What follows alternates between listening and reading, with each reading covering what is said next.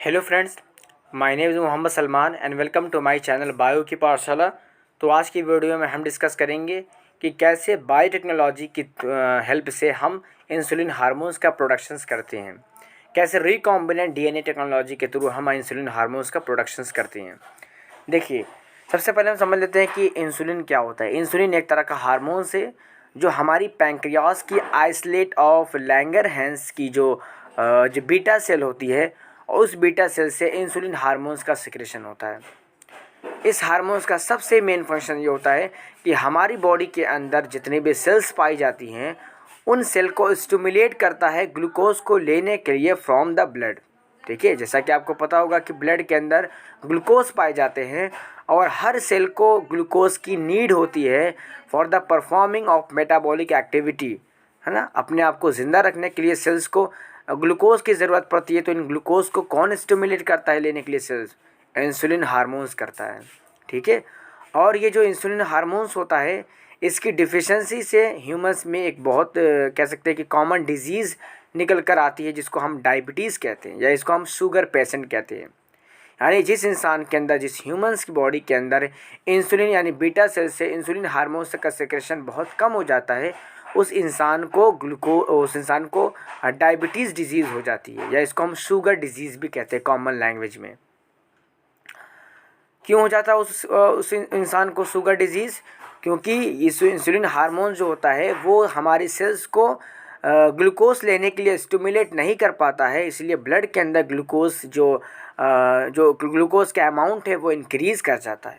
और वो यूरिन के साथ क्या हो जाता है कि यूरिन के साथ ग्लूकोज के मॉलिक्यूल बाहर आने लगते हैं, जिससे इंसान बहुत वीकनेस महसूस करने लगता है, वीकनेस फीलिंग उसको आने लगती है। तो आज हम ये डिस्कस करेंगे कैसे हमारी बॉडी के अंदर इंसुलिन हार्मोन्स जो होता है बायोटेक्नोलॉजी की हेल्प से हम कैसे इंसुलिन हार्मोन्स का मैन्युफैक्चर्स करते हैं।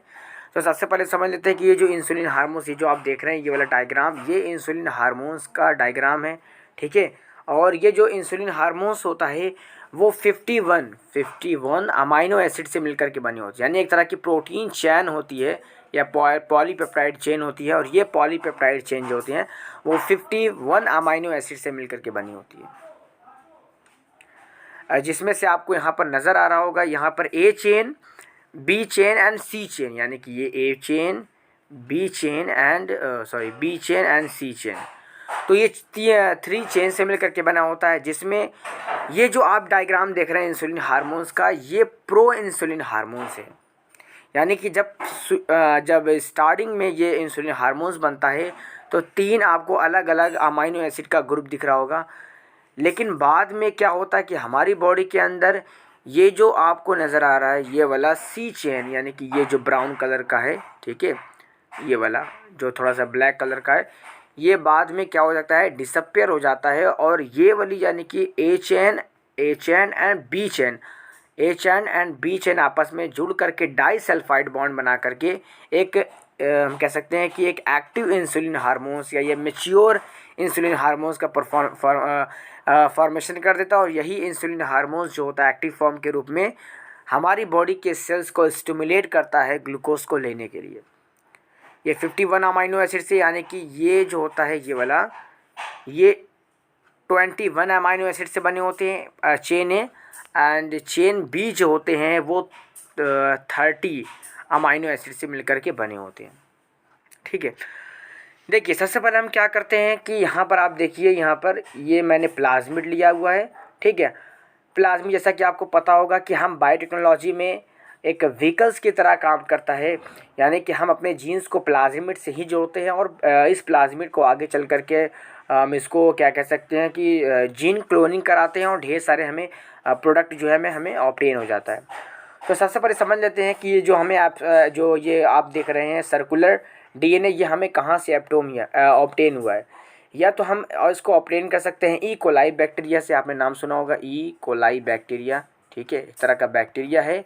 या तो हम एग्रोबैक्टीरियम, ठीक है, एग्रोबैक्टीरियम का इस्तेमाल करते हैं। ठीक है, एग्रोबैक्टीरियम या फिर हम ई कोलाई बैक्टीरिया का यूज़ करके, या हम कह सकते हैं उनके हम सर्कुलर प्लाज्मिड को निकाल करते उसके बाद हम इसको रिस्ट्रक्शन एंडोन्यूक्लियोस, यहाँ पर मैं लिख दे रहा हूँ, रिस्ट्रक्शन इंडोन्यूक्लियस एंजाइम की हेल्प से हम इस प्लाज्मिड को कट करते हैं। ठीक है, अब काटने के बाद क्या करते हैं कि हम ह्यूमंस की न्यूक्लियस से वो वाला जीन्स को डिटेक्ट करते हैं जो कि इंसुलिन हार्मोन्स को बनाने के लिए कैपेबल होती हैं। ठीक है, तो जैसा कि मैंने दोनों जीन्स को निकाल करके हम बी जेल यानी कि इस प्लाज्मिड के साथ मैंने क्या किया, बी चेन को यानी कि उस जीन्स को मैंने डिटेक्ट किया है जो कि आगे चल कर के बी चेन को बनाता है।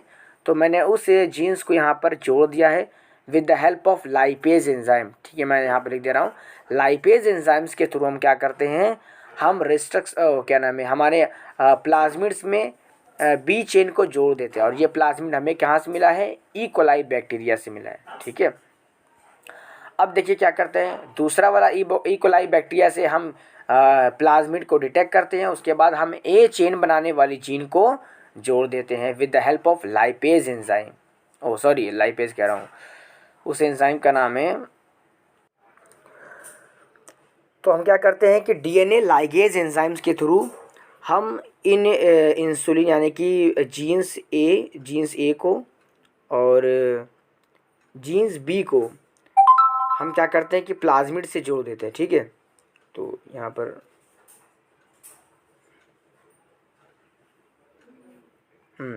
तो क्या करते हैं कि दोनों जीन्स को हम इस वाले प्लाज्मिड से हम इसको बाइंड कर देते हैं। अब उसके बाद क्या करते हैं कि हम प्लाज्मिड को ई कोलाई बैक्टीरिया के अंदर फिर से ट्रांसफ़र करते हैं। तो आप यहाँ पर देख रहे हैं कि ये वाला जो आप देख रहे हैं ए चेन, और हम इसका नाम चलो रख देते हैं ई प्लाज्मिड और बी प्लाज्मिड। ठीक है, ये दोनों प्लाज्मिड किस तरह के रिकॉम्बिनेंट प्लाज्मिड बन चुके हैं क्योंकि इसमें एक अलग से हम जीन्स को जोड़ चुके हैं। तो अब इसका नाम क्या होगा, रिकॉम्बिनेंट प्लाज्मिड, या इसको हम रिकॉम्बिनेंट डीएनए भी कहते हैं।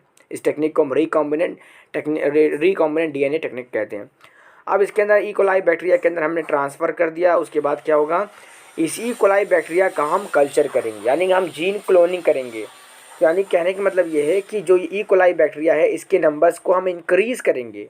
तो आप यहाँ पर देख रहे हैं हम कल्चर मीडियम में हमने ई कोलाई बैक्टीरिया के नंबर्स को इंक्रीज़ कर लिया है। ठीक है, अब क्या करते हैं कि इस प्लाज्मिड से हम ए चेन को यानी कि ए हमारे जो ए प्लाज्मिड था उसमें से हम ए चेन्स को डिटेक्ट कर लेते हैं और बी प्लाज्मिड से हम क्या कर लेते हैं, बी चेन को डिटेक्ट कर लेते हैं। ठीक है, अब हम क्या करते हैं कि ए चेन को और बी चेन को, ए वाली चेन को और बी चेन को हम आपस में डाई सल्फाइड बॉन्ड से हम इसको बाइंड कर लेते हैं। ठीक है, बाइंड करने के बाद जो हमें प्रोडक्ट ऑब्टेन होता है इसी को तो हम बोलते हैं एक्टिव इंसुलिन हार्मोन्स। ठीक है, ये इंसुलिन हार्मोन्स इंसानों के लिए बहुत ज़्यादा हेल्पफुल होता है। बस इसको हम इंजेक्शन्स में डाल करके किसी ह्यूमंस डायबिटीज़ पेशेंट्स को हम इंजेक्ट करते हैं ताकि ये इंसुलिन हार्मोन्स उसके ब्लड में चला जाए और उस इंसान के अंदर, बॉडी के अंदर हमारी सेल्स को इंसुलिन ग्लूकोज को लेने के लिए स्टिमुलेट करें। ठीक है, तो एक और मैं आपको इमेज दिखा दे रहा हूँ जिससे आप समझ जाएंगे कि कैसे क्या होता है। हाँ, तो इस फोटो को एक बार देख लीजिए। देखिए यहाँ पर क्या लिखा हुआ है, बैक्टीरियम। ठीक है, बैक्टीरिया से हम किसी प्लाज्मिड को डिटेक्ट करते हैं। हम ह्यूमन सेल्स में हम डीएनए को, उस वाले जीन्स को डिटेक्ट कर लेते हैं जो इंसुलिन हार्मोन्स को बनाने के लिए कैपेबल होता है। दोनों को हमने क्या किया, लाइगेज एंजाइम्स के थ्रू हमने इसमें जोड़ दिया आपस में। उसके बाद फिर से इसको हम रिकॉम्बिनेंट ई कोलाई बैक्टीरिया में डालते हैं। उसके बाद इसका हम फर्मेंटेशन करते हैं और असल में हम क्या बनाते हैं, इंसुलिन हार्मोन्स के बाद हम इसको इंजेक्शंस में डाल करके किसी भी डायबिटीज़ पेशेंट के अंदर हम इसको इंजेक्ट करा देते हैं। तो इस तरह से क्या नाम है, हमारी बॉडी के अंदर या कह सकते हैं बायोटेक्नोलॉजी की हेल्प से हम प्लाज्मिड की हेल्प से हम कैसे इंसुलिन हार्मोन्स का फॉर्मेशन करते हैं। तो अगर ये वीडियो आपको पसंद आई है तो like, share, comment and subscribe ज़रूर कीजिएगा। Thank you so much for watching this video.